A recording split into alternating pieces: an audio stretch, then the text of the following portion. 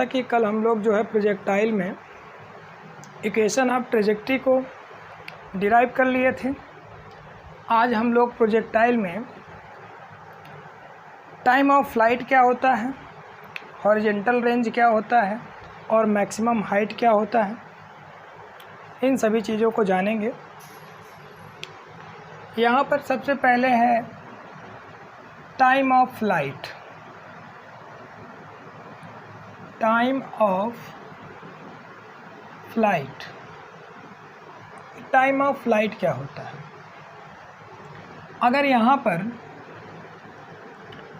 मान लीजिए ये कोई ऑब्जेक्ट है, अगर किसी ऑब्जेक्ट को हम हॉरिजॉन्टल से थीटा एंगल पर विथ इनिशियल वेलोसिटी u से प्रोजेक्ट करते हैं तो इस बॉडी के द्वारा जो पाथ ट्रेवल होता है, हम लोगों ने इसको तो डिराइव कर ही लिया है कि ये जो पाथ होता है पैराबोलिक होता है। अगर ये पाथ पैराबोलिक होता है तो यहाँ पर टाइम ऑफ फ्लाइट का मतलब क्या हुआ कि ये बॉडी जब प्रोजेक्ट किया गया उस टाइम से लेकर के कितने टाइम तक ये एयर में रहा, that time is called the time of flight. Means यहाँ से यहाँ तक ये जितना भी टाइम लेता है वो टाइम ऑफ फ्लाइट कहलाता है।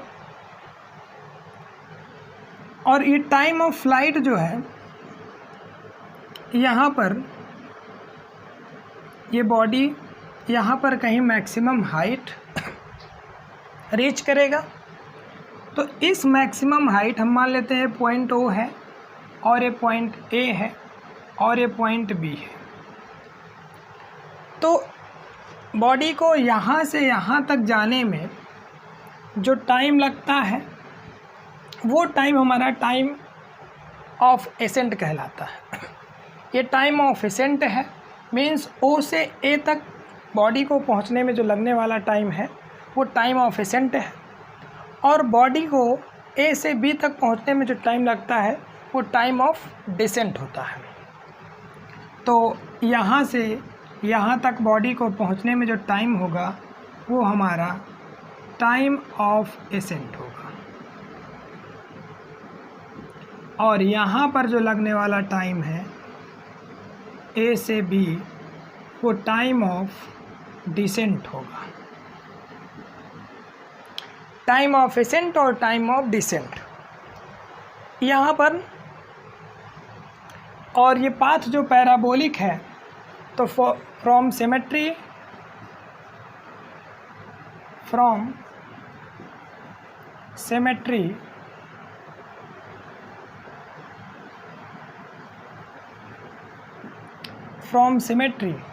पैराबोलिक होगा। तो यहाँ से जो यहाँ तक लगने वाला टाइम है और यहाँ से यहाँ तक लगने वाला टाइम दोनों क्या होगा, बराबर होगा। मीन्स टाइम पीरियड जो होगा, टाइम पीरियड जो होगा वो दो पार्ट में डिवाइड होगा, टाइम ऑफ एसेंट और टाइम ऑफ डिसेंट में। और यहाँ पे time of ascent time of descent के बराबर होगा। क्यों? क्योंकि ये पैराबोलिक पाथ है, तो यहाँ पर सिमेट्री, ये जितना टाइम यहाँ पर यहाँ O से A में लगेगा उतना ही A से B में बॉडी को ट्रेवल करने में टाइम लगेगा। तो यहाँ से टाइम पीरियड जो हो जाएगा वो हमारा हो जाएगा time of ascent plus time of descent. तो यहाँ से जो T है टाइम पीरियड, ये कितना हो जाएगा? टाइम ऑफ एसेंट हम मान लेते हैं कि टाइम ऑफ एसेंट जो है हमारा T है, तो टाइम ऑफ डिसेंट भी T होगा। मान लेते हैं कि दोनों इक्वल हैं और ये दोनों क्या है, स्मॉल t के बराबर है। तो यहाँ से टाइम ऑफ एसेंट T है और time of descent small t है।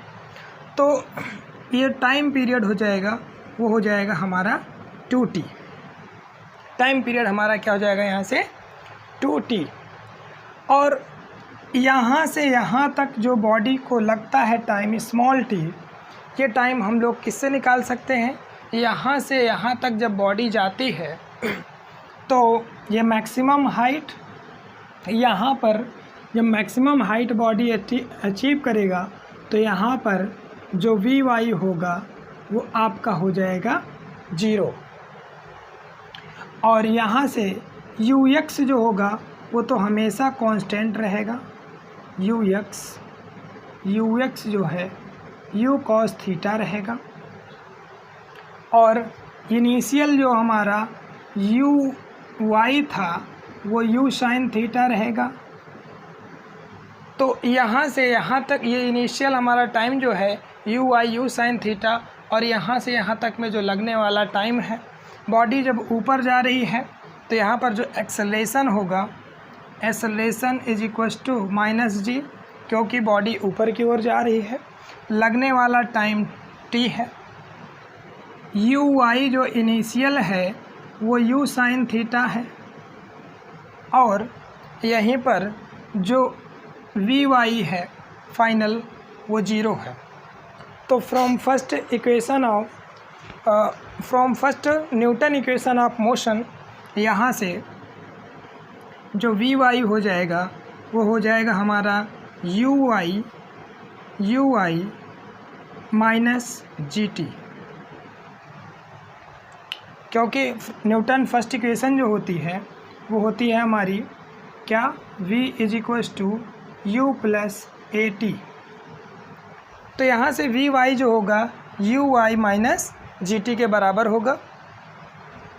तो वी वाई जो है यहाँ पर 0 है, और यू वाई जो है यू साइन थीटा है माइनस जी, और इस स्मॉल टी की वैल्यू जो है हम यहाँ से निकाल सकते हैं स्मॉल टी की वैल्यू कैपिटल टी बाई 2।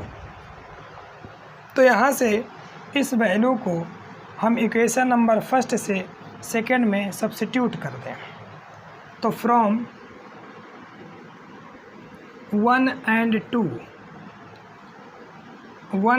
2 से क्या हो जाएगा, 0 is equals to u sine theta minus g, और इस टी की जगह कैपिटल टी बाई 2। तो ये इधर आ जाएगा, पॉजिटिव हो जाएगा, तो ये इम्प्लाई करेगा g t by 2 is equals to u sine theta. तो यहाँ से जो टाइम ऑफ फ्लाइट आ जाएगा t is equals to 2 u sine theta upon g, ये टाइम ऑफ फ्लाइट है। 2 u sine theta upon g means ये बॉडी जो है जब तक हवा में थी, जब तक एयर में है,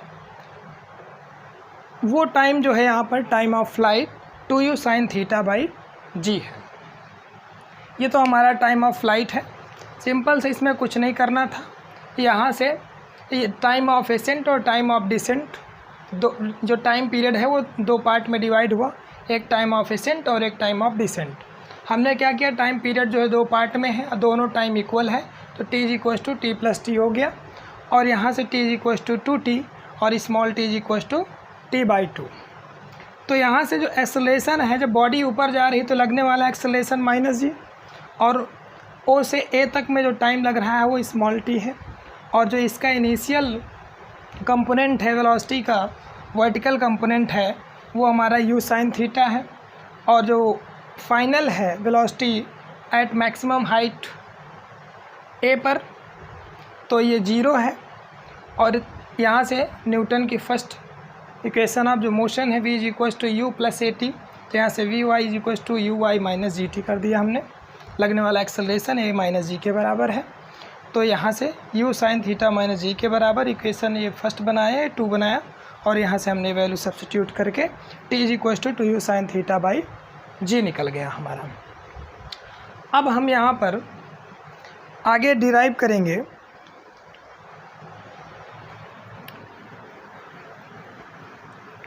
टाइम ऑफ फ्लाइट, तो हो चुका है। टाइम ऑफ फ्लाइट के बाद हॉरिजेंटल रेंज निकालते हैं। और मैक्सिमम हाइट निकालते हैं कि ये बॉडी जो है कितना मैक्सिमम हाइट ट्रेवल करेगी। तो मैक्सिमम हाइट यहाँ पर ध्यान से देखें, हमारा ये प्रोजेक्टाइल है, u वेलोसिटी से प्रोजेक्ट किया गया,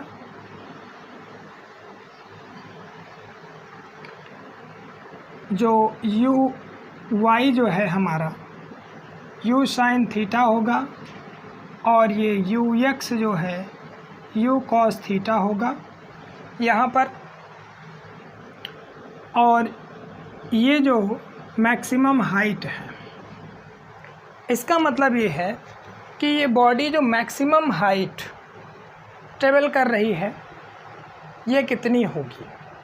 तो यहाँ से ये जो है इसको हम डिनोट कर देते हैं h मैक्सिमम। अगर ये h मैक्सिमम है तो यहाँ से ये O है, ये B है और इसको C नाम दे देते हैं। तो यहाँ जो AC है, AC is the maximum height. तो यहाँ से जो AC होगा, AC जो होगा वो हमारा h मैक्सिमम होगा, मैक्सिमम हाइट। और यहाँ पर जब बॉडी ऊपर जा रही है तो लगने वाला जो एक्सेलेरेशन है वो -g है, और लगने वाला एक्सेलेरेशन जो है ये -g है। और यहाँ से ये जो टाइम है, ये टाइम जो है, टाइम स्मॉल t हम कह देते हैं, ये टाइम t है और ये टाइम t है।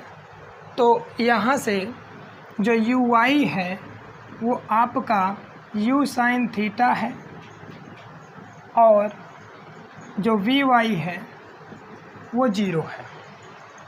तो यहाँ से हम लोग अगर इसमें Newton first equation of motion लगाते हैं तो जो vy हो जाएगा,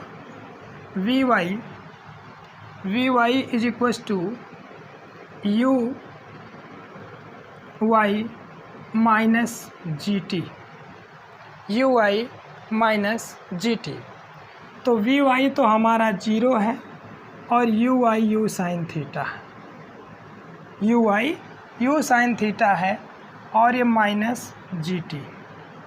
तो यहाँ से जो टाइम निकल के आया है ये आया है हमारा u sign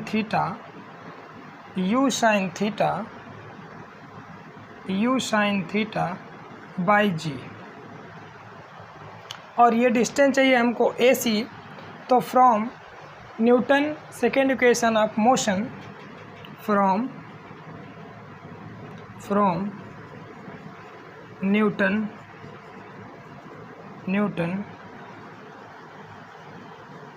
second equation of motion, जो AC होगा मीन्स SY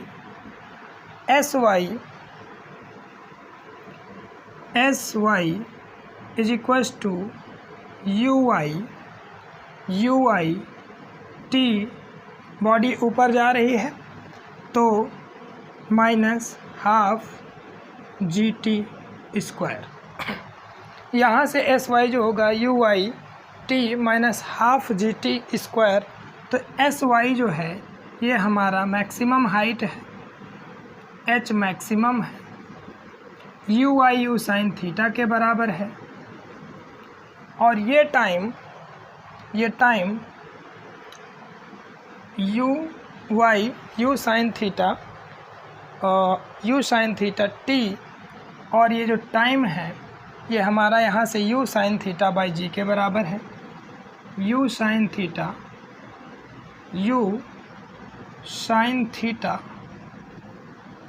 बाई G के बराबर, U sine theta by G के बराबर माइनस हाफ G। और T जो है U sine theta means U square sine square theta by g square. Clear? यहाँ पे जी से एक जी ख़त्म, तो ये हमारा आ रहा है u square sine square theta by g, और ये आपका minus 1/2g u square sine square theta. तो यहाँ से 2g एलसीएम, तो यहाँ से हो जाएगा 2u square sine square theta minus u square sine square theta. तो यहाँ से ये घटेगा 2u square sine square theta से u square sine square theta जाएगा, तो आ जाएगा हमारा जो h मैक्सिमम है वो आ जाएगा you square sine square theta upon 2g। तो जो मैक्सिमम हाइट आ गई है प्रोजेक्टाइल की वो you square sine square theta upon 2g है। अब इसके बाद हम लोग डिराइव करते हैं horizontal range.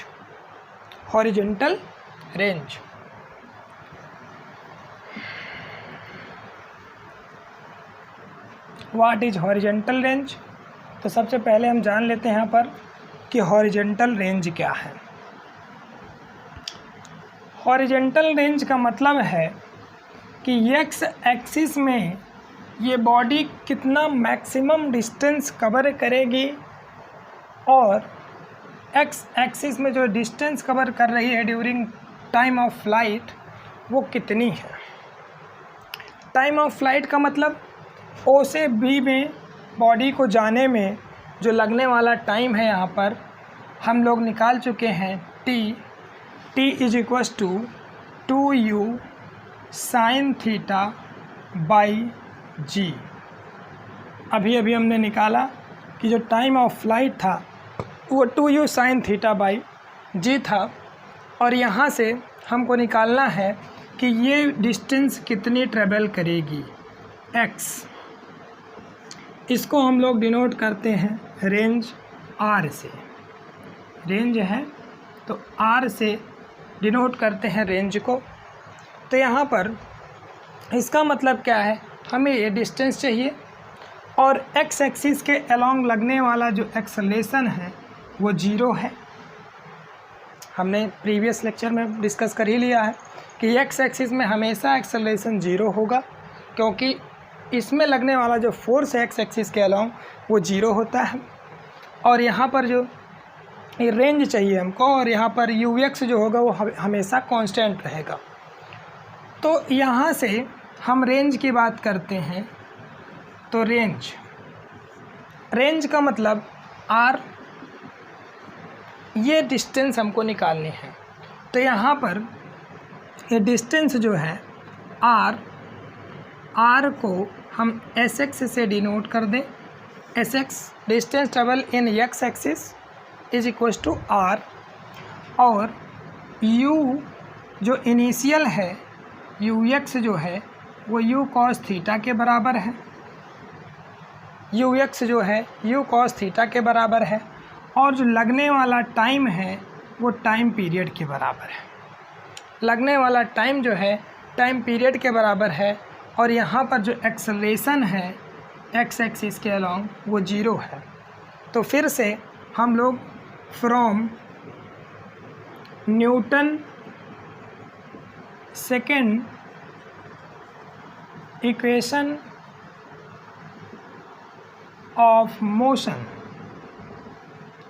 Newton second equation of motion, यहाँ पर क्या हो जाएगा, अगर एस एक्स चाहिए, s x is equals to r, और ये क्या हो जाएगा, Newton second equation of motion जो होती है वो क्या होती है, s is equals to u t plus half a t square. तो यहाँ से ये क्या हो जाएगा, u x t plus half ए एक्स टी स्क्वायर। तो यहाँ पर वैल्यू सब्स्टिट्यूट कर दें हम लोग। r is equal to u x जो है u cos थीटा है, और लगने वाला जो टाइम है वो हमारा टाइम पीरियड है t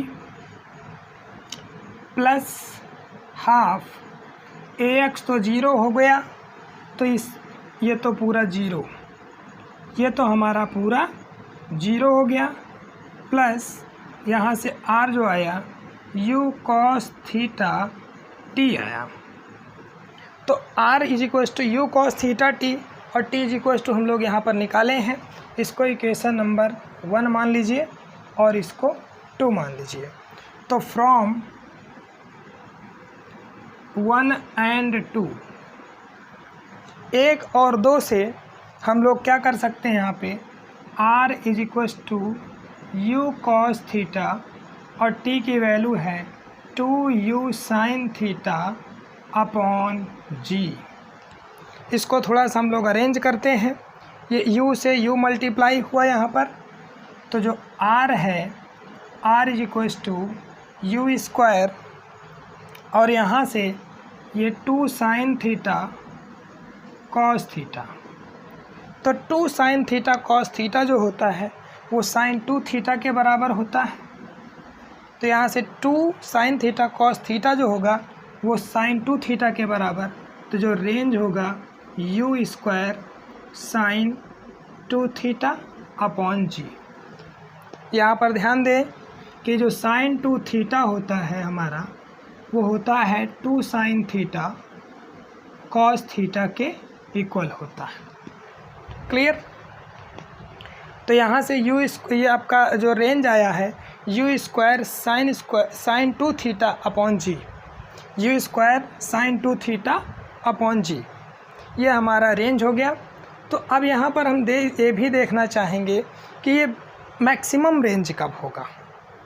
मैक्सिमम रेंज कब होगा कि अगर आप किसी बॉडी को प्रोजेक्ट करते हैं तो मैक्सिमम डिस्टेंस कितनी कवर करेगा। अगर आप किसी बॉडी को यहाँ पर प्रोजेक्ट करते हैं तो वो मैक्सिमम डिस्टेंस कितनी ट्रेवल करेगा। तो यहाँ पर ये यू एक्स जो है हमारा यू cos थीटा है, यू एक्स जो है यू cos थीटा है, और हमको यहाँ पर ax के अलोंग जो ax होगा x एक्सिस के अलोंग एक्सेलरेशन 0 होगा।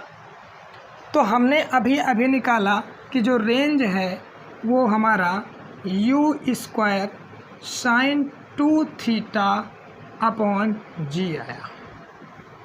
अगर ये u square sine 2 theta upon g range आया तो यहाँ पर हम लोग देखेंगे कि मैक्सिमम रेंज कब होगा। u जो भी होगा आपका इनिशियल जिस वेलोसिटी से प्रोजेक्ट करेंगे वो कांस्टेंट रहेगा u, वो तो u ही है, और यहाँ पे g जो है एक्सेलरेशन ड्यू टू ग्रेविटी पूरे मोशन के दौरान क्या रहता है, कांस्टेंट रहता है। तो इसका मतलब है कि ये जो r है रेंज जो है वो डिपेंड करता है हमारे साइन 2 थीटा पर।